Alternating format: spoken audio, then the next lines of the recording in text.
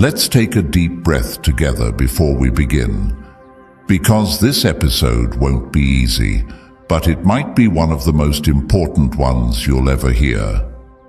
Emotional detachment doesn't always happen at the moment of goodbye. Sometimes you're still there, physically present, but emotionally lost.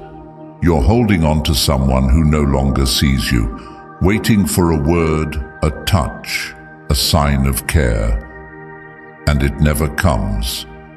Yet still, you remain, not because you're weak, but because you believed, you loved, you gave from your heart, but at some point, that attachment starts to strangle you instead of support you.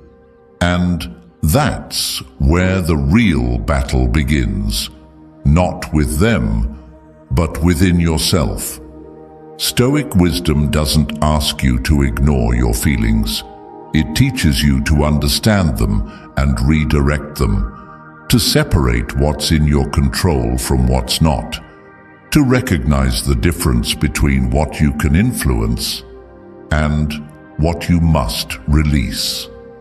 And most of all, to see that attachment is not the same as love, and that love should never mean self-destruction. In this episode, I won't ask you to forget someone you once loved. Instead, I'll invite you to finally be free from the pain that's still tied to them. I'll share with you 10 Stoic rules, inspired by Marcus Aurelius, to help you reclaim your heart, your mind, and your life. The goal isn't to become cold or distant. The goal is to come back to yourself, to silence that inner voice that keeps whispering, maybe they'll return, maybe they'll change. Because today, you're the one who will change. Are you ready to begin this journey? 1. Accept what's out of your hands. Have you ever found yourself replaying the same moments over and over in your head, wondering what you could have said differently or done better, or held on just a little tighter so they wouldn't walk away? It's almost like our mind becomes a theater of regrets, showing the same painful scenes on repeat.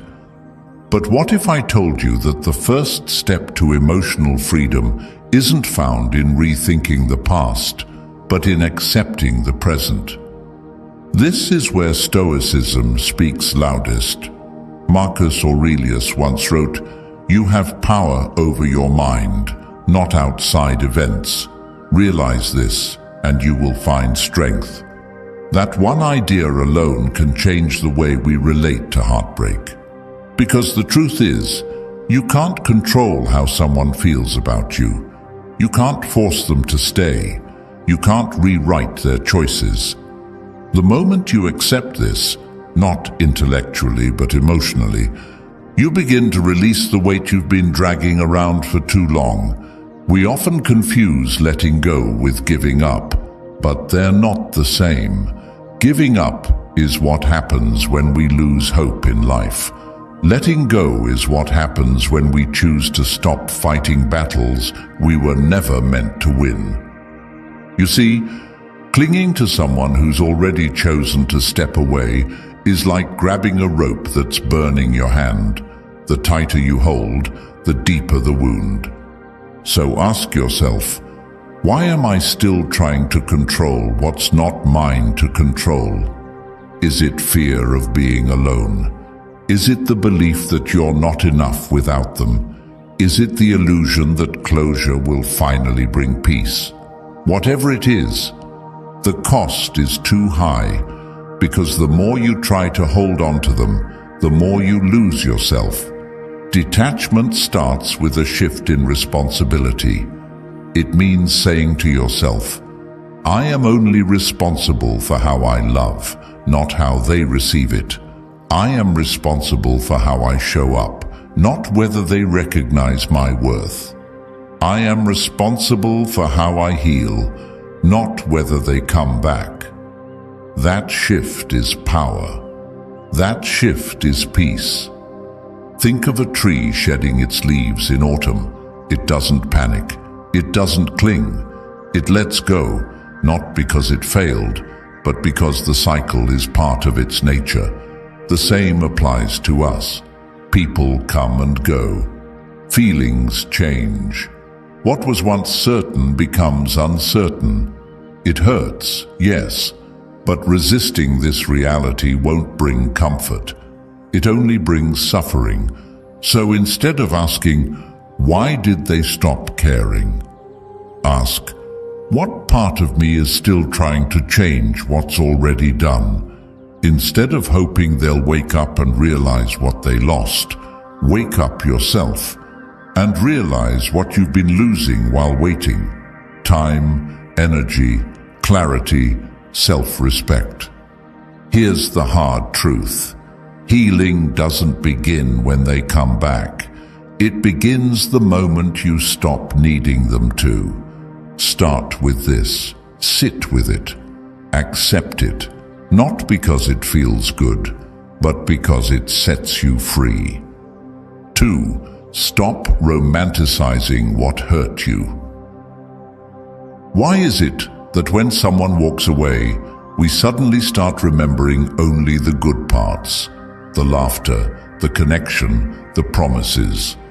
We replay the highlights like a film reel, as if our mind is desperately trying to convince us that what we lost was perfect, irreplaceable. But memory can be deceiving. Pain has a strange way of rewriting the past, polishing over the red flags, editing out the silence, the distance, the moments that made you feel small. This is one of the greatest emotional traps. Not the person themselves, but the idea of who they were. That's what we cling to. That's what keeps us stuck. You're not in love with them anymore. You're in love with the version of them that exists in your memory, carefully curated by a heart that doesn't want to let go. But Stoicism reminds us we must see things as they are, not as we wish them to be. Epictetus once said, "It's not what happens to you, but how you react to it that matters." When we romanticize someone who hurt us, we are reacting from emotion, not from clarity. We are choosing illusion over truth. And every time we revisit that illusion, we pour energy into a ghost that cannot love you, cannot show up, cannot heal you. It's time to take the pedestal down, to stop idealizing someone who couldn't give you what you needed. Maybe they weren't bad.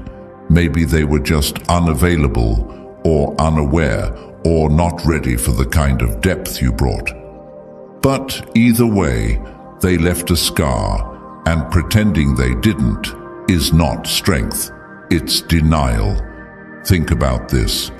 If someone repeatedly made you feel anxious, unseen, or not enough, is it really love that you're missing?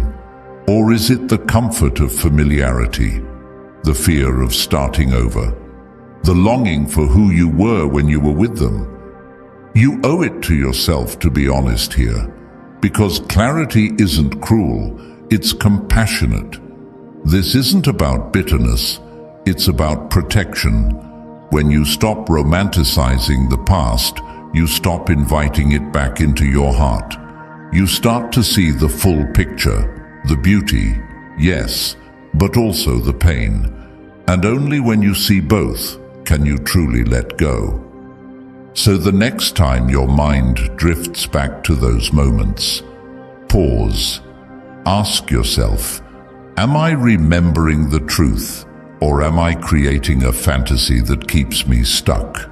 Because healing doesn't mean forgetting, it means facing the past with open eyes and an open heart, and choosing yourself anyway. Let go of the story, let go of the fantasy, and in that space, begin writing something new, something real, something where you are no longer a second choice in your own life. 3. Create distance to regain clarity. When emotions are raw, proximity becomes poison. Staying too close to someone you're trying to let go of, whether physically, digitally, or emotionally, only deepens the wound. It's like trying to dry your clothes in the rain. You keep hoping for healing, but you're still standing in the very storm that soaked you. That's why the Stoics emphasized separation, not just from people, but from the impulses and illusions that blur our judgment. Marcus Aurelius wrote, "You must build up your life action by action and be content if each one achieves its goal as far as possible. But you can't take action, you can't rebuild your strength if your mind is still orbiting around someone else's gravity." Emotional detachment doesn't begin with indifference. It begins with distance. Distance that clears the fog. Distance that allows you to see what was real, what was projection, and what was never truly aligned to begin with. This doesn't always mean blocking or disappearing, though sometimes that's necessary. It means drawing boundaries that protect your mental state. Stop checking their social media. Stop reading old texts like they're sacred scripture. Stop feeding the habit of wondering what they're doing, who they're with, or if they think about you. Because every time you do, you hand over a little more control, not to them, but to the version of them that lives rent-free in your mind. There's a kind of power that only returns when you reclaim your attention, and clarity is born from space. When you step back, you begin to see the dynamics clearly, the things you tolerated, the parts of yourself you lost in the process, and the way you settled just to feel needed.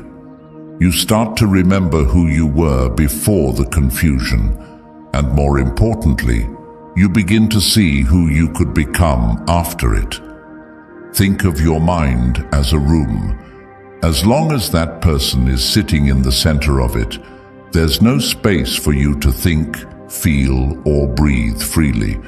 But when you open the windows, when you let the air of detachment in, the noise settles, the temperature cools, and for the first time you can hear yourself again.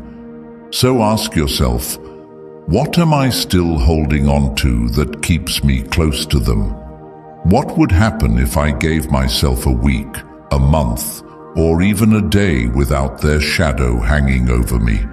The answers may scare you, but they will also liberate you.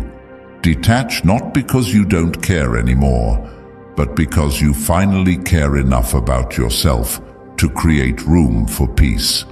Detach so you can return to yourself, not the self they liked, not the self they broke, but the self you're meant to be now. 4. Master your reactions, not their behavior. We spend so much time trying to decode the actions of others. Why did they pull away? Why did they change? Why are they so cold now when they used to be so warm? It becomes a full-time mental job, trying to predict, analyze, and make sense of someone else's emotional weather. But here's the problem. The more you focus on them, the less you understand yourself.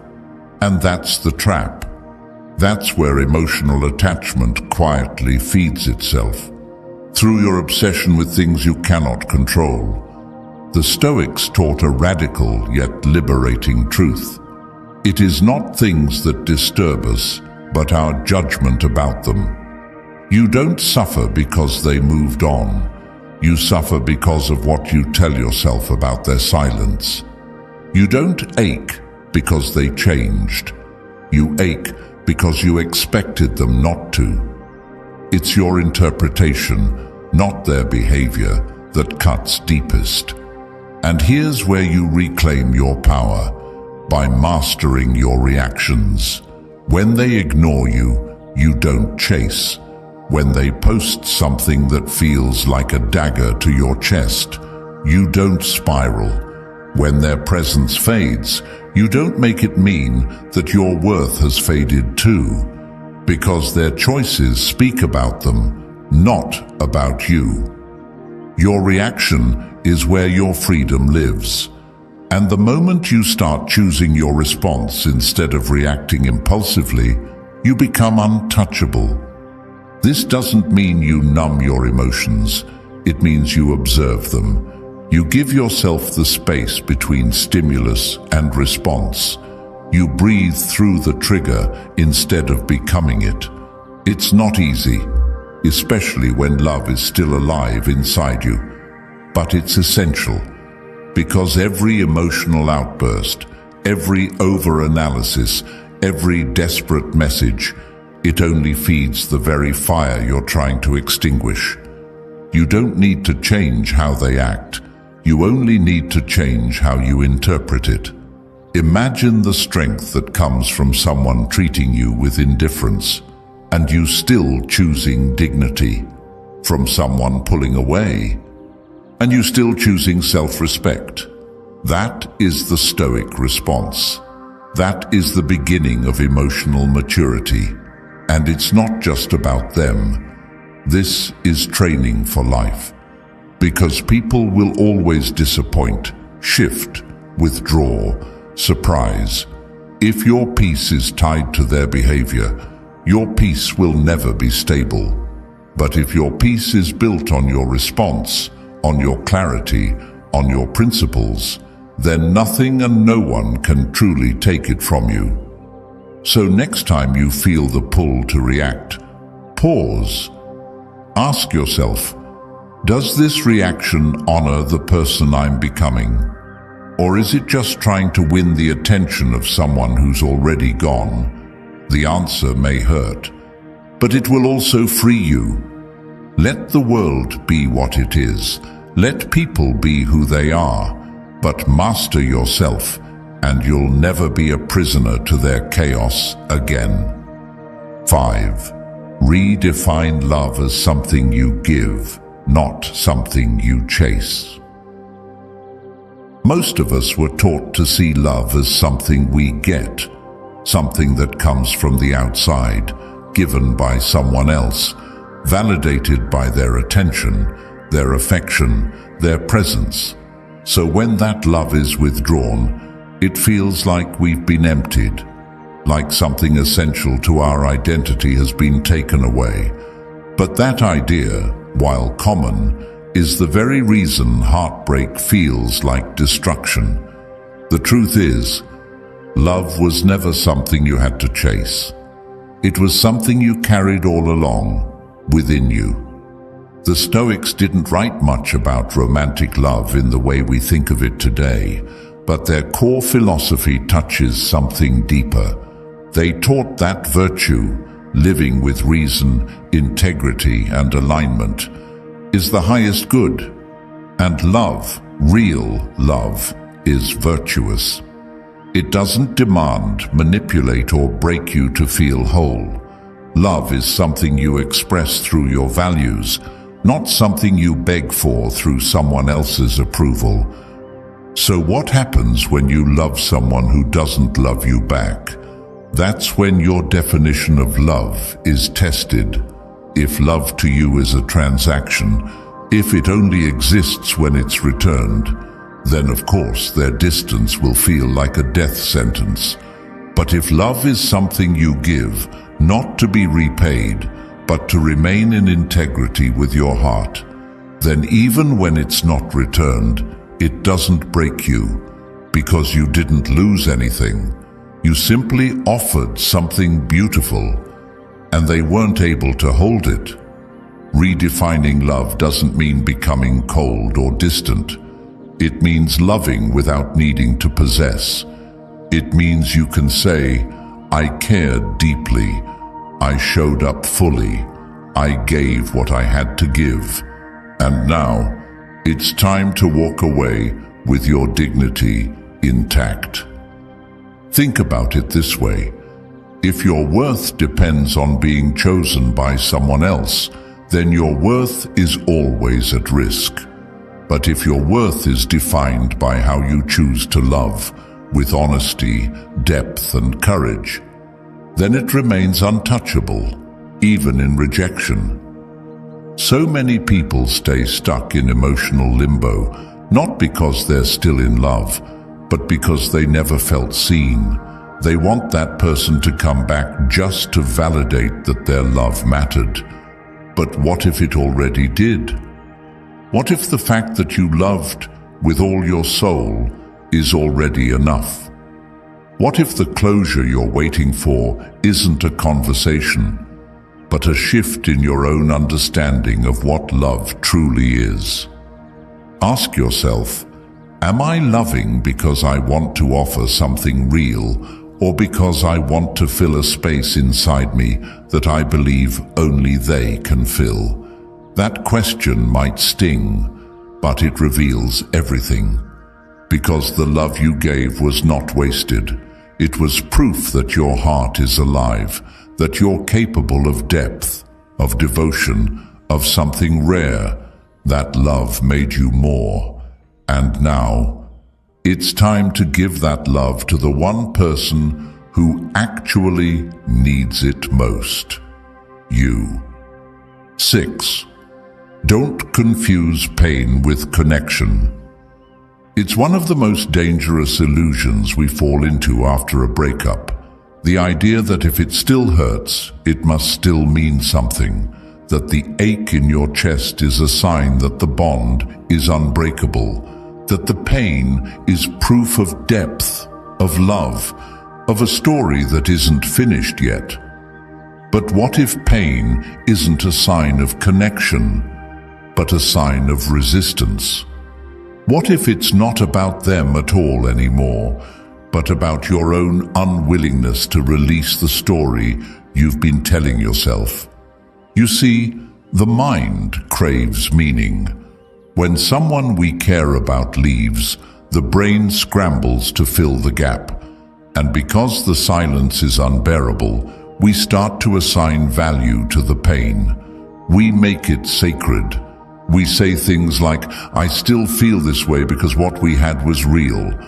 But real love shouldn't trap you in suffering. Real connection doesn't survive on misery. If the only thing keeping them alive in your heart is your sadness, then that's not love. That's a wound. The Stoics taught us to look past surface emotions and observe the deeper mechanics. As Epictetus said, when something happens, the only thing in your power is your attitude toward it. You can either accept it or resent it. Pain is inevitable, but how we interpret that pain, how we build stories around it, that's where our freedom begins or ends. There are people who stay emotionally attached for years, not because the love is alive, but because the pain has become familiar. They've wrapped their identity around heartbreak. They start to fear who they'd be without it. That's not connection, that's captivity. It's emotional inertia. It's forgetting that you're allowed to feel something deeply and still let it go. So here's a hard question. Are you still in love, or are you just addicted to the feeling of missing them? Because sometimes longing becomes a habit, and if you're not careful, you begin to equate sadness with significance. You begin to believe that moving on would somehow disrespect what you felt. But it's the opposite. Letting go isn't betrayal. It's the ultimate act of respect. Respect for yourself. Respect for what was. Respect for what deserves to come next. If the pain is still sharp, that's okay. That means you're human. But don't worship it. Don't feed it.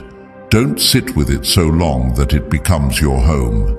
You are allowed to honor your feelings without letting them define your future. So next time your chest tightens and your mind drifts back, ask yourself this: is this real love, or just an echo of something I haven't fully released yet? The answer might not come right away, but just asking the question moves you closer to peace. And that peace, it's not the end of the connection, it's the beginning of a new one between you and your freedom. 7. Focus on who you're becoming, not who you've lost. After someone leaves, it's easy to feel like the story is over, like the chapter closed not just on a relationship, but on you, your joy, your direction, your sense of self. You don't just grieve them. You grieve the version of yourself that existed when they were by your side. And in that emotional fog, we make a quiet, unconscious mistake. We start living in reverse, looking back, remembering, comparing, wondering. But healing doesn't happen backwards. It begins the moment you shift your gaze from who walked away to who you're becoming now. Stoicism isn't about burying your emotions, it's about directing them, and that direction should always lead you closer to your values, your clarity, your evolution. Marcus Aurelius said, "Waste no more time arguing what a good man should be. Be one." The same applies here. Don't spend your life wondering what the relationship could have been. Spend your life becoming the person who doesn't need it anymore. Pain has a strange way of showing us what truly matters. It humbles us, strips away our illusions, forces us to confront the parts of ourselves we overlooked while loving someone else. Maybe you abandoned your passions to keep them comfortable. Maybe you made yourself small to make space for them. Maybe you gave and gave, and now you don't even remember what it feels like to receive. That's not your failure. That's your awakening. Because here's the truth. They may have left your life, but the lesson didn't. And that lesson is sacred. It holds the blueprint for the next version of you, wiser, stronger, more aware, but you can't meet that version while you're still chasing ghosts. So the question becomes, what will you build now that they're gone? Not out of revenge, not to prove anything, but because the time and energy you once gave to them now belongs to you. Start small. Reconnect with your habits. Revisit the goals you shelved while waiting for their attention. Read something that expands your mind. Move your body. Speak to yourself with the kindness you kept giving away. Day by day, these aren't just actions, they're declarations. They say, I'm not stuck in the past. I'm not defined by what I've lost.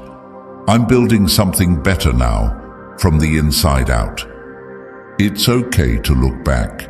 It's okay to miss them. But don't stay there, because your future is not behind you. And the person you're becoming, the one who made it through, who chose clarity over confusion, self-worth over chasing. That person deserves your full attention.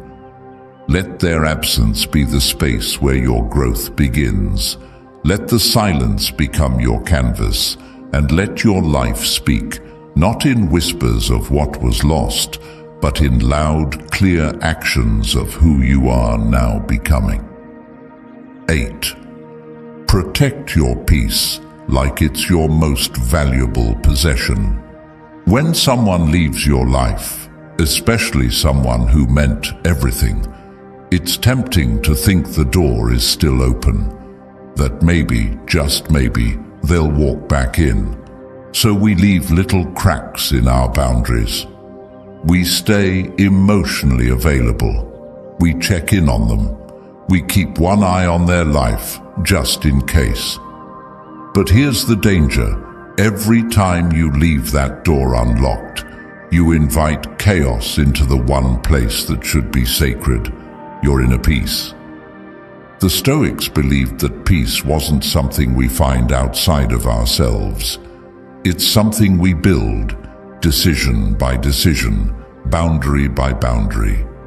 Seneca wrote, "No man is more unhappy than he who never faces adversity, for he is not permitted to prove himself." What he meant was, peace isn't passive. It's forged in the fire of what we allow, what we tolerate, and what we walk away from. So ask yourself, what am I still allowing that disrupts my peace? Maybe it's replaying old conversations in your mind. Maybe it's hoping for a message that never comes. Maybe it's checking their updates, their stories, their life, as if watching them live will help you feel alive again. But you know it doesn't. It only deepens the wound. Protecting your peace means closing the emotional tabs they still occupy. It means choosing not to respond when they reach out just to check in, not because you're bitter, but because you're healing. It means resisting the urge to prove your worth or to remind them of what they lost, because the more you try to get a reaction from them, the more you hand them the remote control to your emotional state. You have to stop letting someone who's no longer in your life control the volume of your thoughts. Imagine your peace as a fire you're building. Every thought, every choice, every new boundary, it adds warmth. But every time you let them back in without purpose, without clarity, it's like pouring cold water on the flames. And you wonder why it's so hard to feel steady again. Here's the truth. Your peace is not something anyone else will protect for you. It's your job. And that might mean silence. That might mean blocking.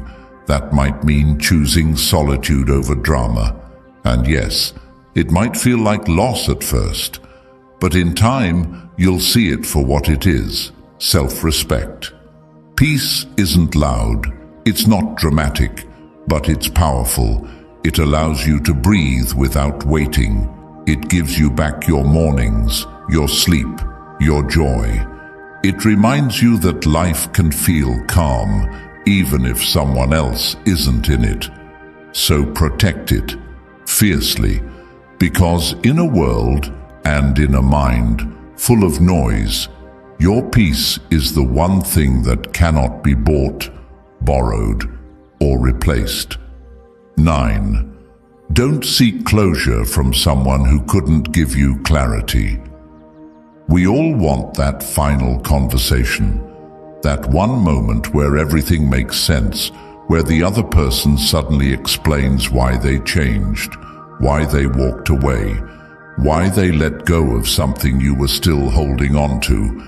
It's human. We think that if we can just understand, the pain will disappear. But here's the Stoic truth. Closure is rarely given. It's created within you, not through them. Marcus Aurelius wrote, "You always own the option of having no opinion. There is never a need to get worked up or to trouble your soul." And that includes getting worked up over explanations that may never come. Some people left not because you weren't enough, but because they couldn't face their own chaos. Some people changed without warning because they were never honest with themselves to begin with. And some simply faded, not with cruelty, but with cowardice. Waiting for closure from people who lack emotional depth is like waiting for stillness in a storm.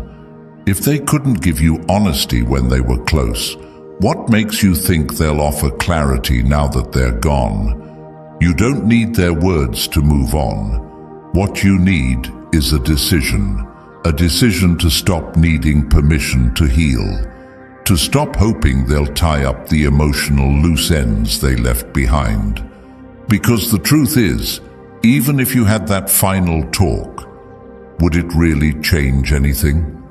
Would it erase the months of silence, the unanswered texts, the moments you begged for presence and received distance instead? More often than not, closure is not about answers.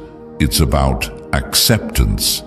It's about realizing that what they did or didn't do is a reflection of them, not a measure of your worth. It's about stepping back far enough to see that love shouldn't be confusing or manipulative or so fragile that it breaks without a word. It's about reclaiming your narrative, not as someone who was abandoned, but as someone who chose to rise when no one came to lift them. You may never know why they pulled away. You may never know what was real and what was performance. But you do know what it felt like. You do know how your body tensed when they were around. You do know how it felt to wait, to wonder, to try harder while they gave less. That knowing is enough. It's not poetic, it's not wrapped in closure, but it's truth. And truth, no matter how simple, is all you need to begin again. So let go of the script. Let go of the perfect ending. You don't need their apology to forgive. You don't need their confession to let go. You don't even need their memory to move forward. What you need is to finally tell yourself, I didn't get closure, but I got wisdom, I got strength, I got me back. 10. Choose freedom over fantasy. There comes a point where you have to ask yourself a hard question. Am I holding on to this person or to the story I created about them? Because sometimes we don't stay attached because the relationship was great, but because the fantasy felt better than facing the truth. We cling not to who they are, but to who we hoped they'd become, to who we needed them to be. But hope without reality becomes a prison. And if you're not careful, you'll spend years trying to relive something that never truly existed in the first place. The Stoics would tell you, reality is your ally, illusion is your enemy. Marcus Aurelius urged himself daily to live in accordance with nature, with how things are, not how he wished they were. That's what emotional detachment requires. The courage to look your fantasy in the eye and let it go. To accept that they weren't ready, that they didn't show up, that their silence spoke louder than any apology ever could. Freedom is not found in waiting. It's found in release. You have to understand, when you live in fantasy, you put your life on pause. You wait for texts that won't come. You reimagine conversations that never happened. You dream of a version of them that only lives in your mind. But life, real life, is happening without you. While you sit frozen in longing, your future is knocking, and you can't hear it over the noise of your own illusions. Choosing freedom doesn't mean the pain disappears overnight. It means you finally decide that your reality, with all its sadness, all its healing, all its truth, is better than a perfect lie. It means you accept the ending, even without the fairy tale. It means you choose presence over possibility. So ask yourself, what has this fantasy cost me? How many nights of peace? How many mornings of clarity? How much confidence have I lost chasing someone who wasn't even looking back? And more importantly, what could I be creating becoming, building, if I finally let go. You are not here to live in what if. You're here to live in what is, and to build something beautiful from it. That begins the moment you stop asking whether they'll come back, and start asking what your life looks like without needing them to. Because real love, the kind that's aligned, reciprocal, and empowering, never needs to be chased. And the longer you hold space for someone who's already gone, the more you delay the arrival of the person, the peace, and the power that's meant for you. So choose freedom, choose clarity, choose yourself, and walk forward, not with bitterness, not with regret, but with quiet strength. You let go, not because you stopped caring. You let go because you finally remembered what you deserve. Letting go doesn't mean erasing the past. It doesn't mean pretending you were never hurt or acting like you never loved. It means choosing peace over chaos. It means standing in the middle of your pain and still deciding, I deserve better than this confusion. It means honoring what was and releasing what no longer serves who you are becoming. The wisdom of the Stoics was never about suppressing emotion. It was about directing it, channeling it into something greater, into growth, into strength, into stillness, and most of all, into freedom. Because at the end of the day, the real test isn't whether someone loved you back. The real test is whether you can still love yourself after they didn't. So if you're listening to this today, still hurting, still wondering, still quietly hoping for a message or a miracle, I want to remind you, you are not broken, you are becoming. Every time you choose clarity over illusion, presence over longing, truth over fantasy, you're not just moving on, you're rising. This is your turning point, not when they come back, but when you do. If this episode helped you, share it with someone who might need it too. And remember to subscribe. We're building a space for reflection, healing, and strength together.